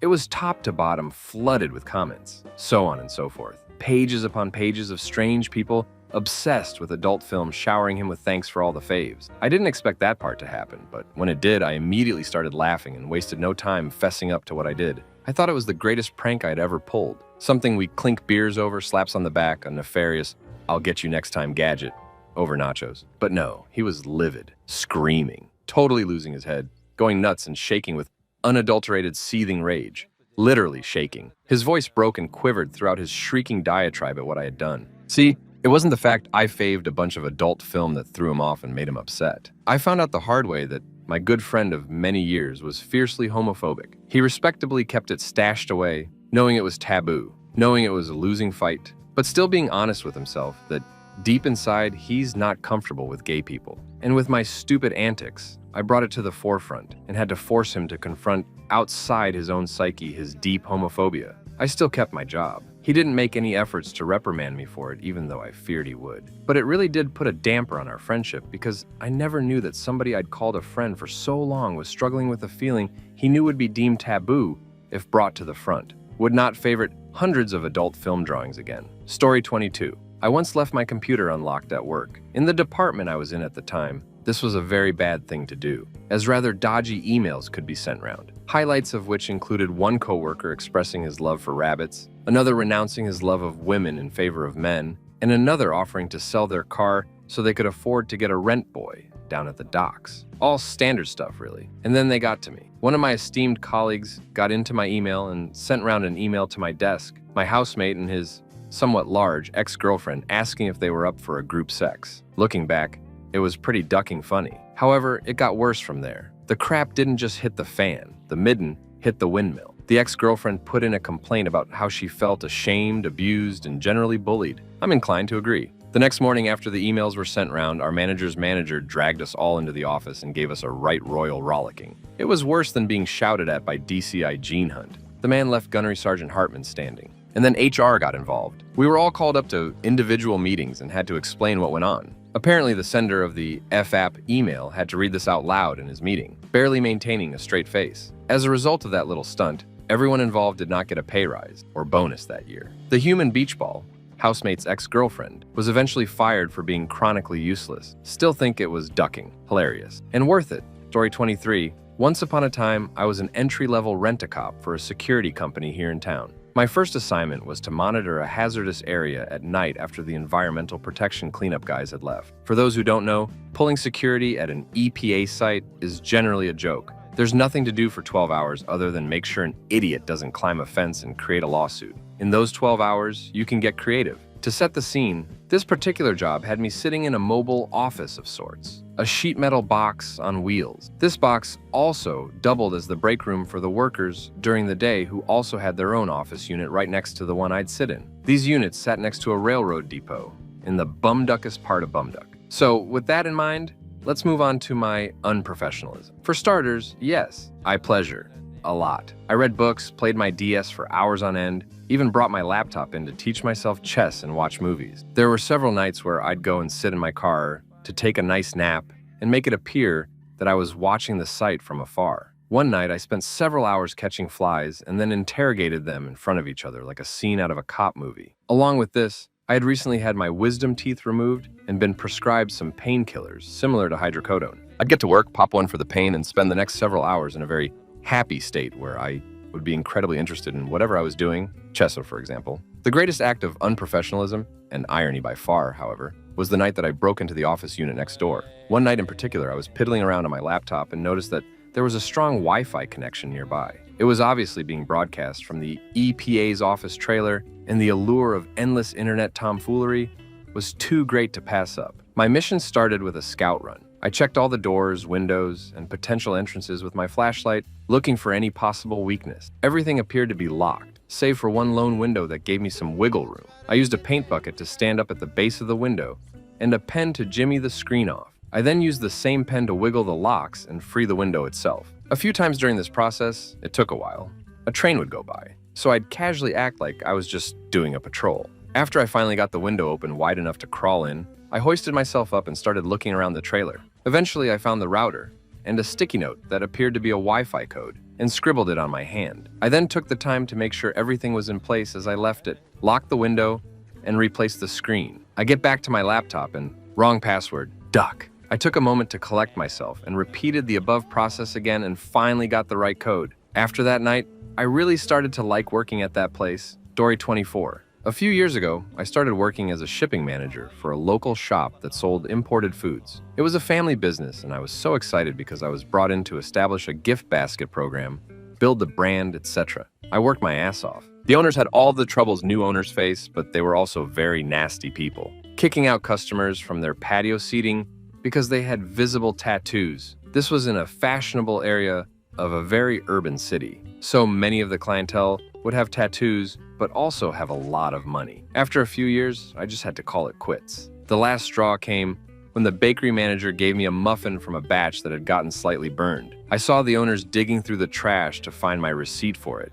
I typically bought one pastry a day anyways, like clockwork employees were expected to save all their receipts to prove they weren't stealing. Anyways, instead of just asking me about it, they decided to bring it up after the fact when I had to pester them for an annual review. The review scored me a 2 in terms of teamwork because they thought I had stolen this muffin. I wrote a resignation email, but BCC'd everyone else at the company as well. Everyone. Here's the email I sent. It's with a heavy heart that I am resigning from X. While I regret the abruptness of my departure, I can't justify being part of an organization that has shown how little confidence it has in both myself and its own future. It's mostly due to recent circumstances, a 2 really, but mainly the result of a continuing trend, which has repeatedly been towards astoundingly poor and often baffling decision-making. I thought we were working towards a collective goal, towards building something, but I no longer trust that you have a real vision in mind, or how to succeed in making it a reality. Success is measuring an area correctly. Survival is your current reality. Perhaps when the majority of your staff are either so bitter at your treatment of them, they'll tell you otherwise, but yes, they really are, or just weary from all the joyless disorganization, you need to take some real measures to fix it. And maybe not in the slipshod, slapdash amateur approach that has become so frequent that you accept their results without learning how to improve upon them. I'm sure you'll find a way to mitigate all of this. His heart wasn't in it. He wasn't the right guy for the job. He had too much on his plate. But you'd be wrong. My heart was in it. I was the right guy for the job, and the workload rarely bothered me. Maybe one day you'll figure it out. Story 25. Got absolutely hammered. It was my friend's last day at a pizza place we worked at, and I had one of the delivery drivers pick up a bottle of whiskey. After 10 p.m., we took a shot every time a new order came in. We killed the whole bottle in about 2 hours. Also a few joints now and then. Also not me, but one time I saw a coworker stuff some wings down his pants. Story 26. Openly drank at work. Had a small bar set up in a document box. This was at a law firm. Threatened a coworker with deadly harm after he threatened to beat the crap out of me. Story 27. I was in between jobs a few years ago and ended up reluctantly taking up a job with a friend who worked in a call center. This place was basically targeting elderly folk in Midwest and Southern states by saying they won a vacation and we needed bank info to deposit their winnings. Complete bullcrap and a scam only your grandparents would fall for. My friend's manager sat me down the first day and went over some selling tactics with me. Real scummy type stuff. Ask how wonderful it feels for them to be able to buy their grandchildren that Disney vacation, etc. After the first day, I got good at it, like really good. Talking to them about their family, getting to know them, and then handing them over to my manager, who would in turn empty out the bank account within a few hours. After the first week, I felt wrong and my results started to show. My manager said something along the lines of not considering these people just bank accounts. That's ducked. So my next call, I dialed a number in Montana, I think. Buddy picked up, and I tried my best to pitch my bullcrap to no avail. He just wasn't buying it. So after a long pause, I leaned into my desk and whispered this into my headset. Listen, sir, I'm working at an illegal call center. We rip off bank account info from senior citizens, and it's making me sick. Get a pen, I'm going to give you the address of this place. When we hang up, call your police department and tell them where this office is. I'm about to quit. Story 28. Worked at Domino's as a driver when I was in college. When we were slow, we were required to go in the back of the shop to fold boxes. I started a tradition of doing this naked. Coworkers were shocked at first to see a naked guy folding boxes, but it caught on. Story 29. In high school, I was a busboy at Outback Steakhouse. Lunch was around 12 o'clock. School was released at 2:30. Track practice was over by 5. Work at 6 to 10:30-ish. As you can imagine, I was starving every time I worked. Cleaning up after people who had left food on the table would be torture. Sometimes it would be too much for me, and I'd eat someone else's to go box or something. I remember one night an entire macaroni and cheese was left in the bowl, and it looked so good. So I snuck it into the bathroom, as not to be seen, and devoured the entire bowl. I didn't get caught, luckily. It was too real. Story 30. I work at a coffee shop, and for whatever reason, we had to stay open all night Black Friday. Sometimes we would go hours without a single customer. So we took the giant cart thing that we used to wheel trash out to the dumpster and rode it like a scooter down the road and throughout the parking lot. It was actually really sweet. Story 31. I worked at Starbucks for 7 years. By year 3, I got pretty damn good at my job. Good enough that on our secret customer reviews, I earned the only perfect score, 5 stars and 100% in the last 10 years of that store. So on the one hand, I was good at my job. On the other hand, I was bored and didn't give a duck, and I got complacent. So good at my job, but crafty employee. Here's a list of some of the unprofessional crap I did at work. Got high with my supervisor huffing the whipped cream chargers.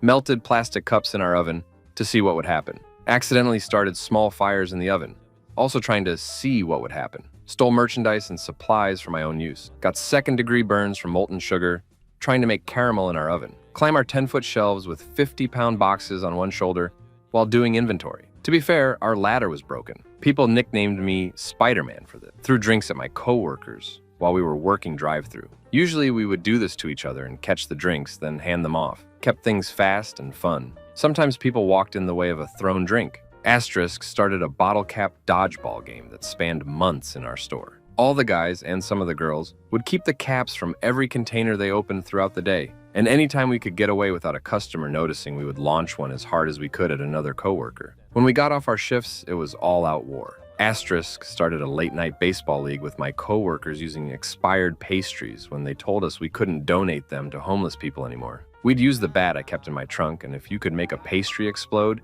then you got a home run. Story 32. Worked in the graphics/publications department at a small biotech company. Crafty job, crafty pay. Crafty company owners, but the other people in the department that were great. We used to go out to lunch together most Fridays, generally to a nearby Mexican place that had delicious and dangerously cheap wine margaritas, basically a citrus sangria. Usually, we'd cut ourselves off after 1 or 2 or sometimes 3, but one time we were apparently in a drinking mood and we sat there swilling them down steadily for the entire lunch hour, plus probably another 15 or 20 minutes. Our bosses were almost never there on Friday afternoons. They were usually off drinking themselves, and for whatever reason, our department had a ridiculous amount of leeway for just screwing around. We staggered back to the office, only to discover that A, the bosses were actually there, and B, they wanted to talk to us, well, to me specifically, about a current project. They crossed the large open workspace and loomed over my desk. I pushed myself casually back from the desk to talk to them and whoop,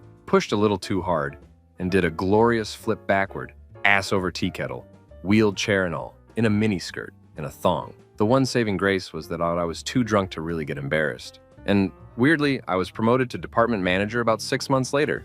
Yeah, I have no idea how that happened either. And now anyone who has ever worked at that company will know exactly where/whom I'm talking about. I wonder if that Mexican place is still there. Story 33. This is actually going on right now, and I'm not proud of it, but I don't want to stop it either. I work in an international company and have many colleagues all over the world. So there's that one guy from another country, and we basically do the same stuff at work, and we are in contact every day by email and our company messaging system. We call each other almost every. We never met and only know each other from photographs. So a few weeks ago, our relationship turned somehow from being just coworkers to being special friends. What means we started to flirt, and suddenly we started to send us dirty messages. By now, we spend a significant amount of time writing hot scenes to each other. He has such a dirty fantasy, and I love it. So he usually describes some erotic scene with us, and we just go along with this during the day. We also talk about other things, but usually not for long before we are having dirty talk again. He is married, and as I said, we live in different countries, so nothing is going to happen in real life. It's just so exciting to come to work and to wait until a message pops up from him, and I don't want to stop it. I realize that this is kind of dangerous and absolutely unprofessional, and I deeply hope nobody in the office will ever find out about this.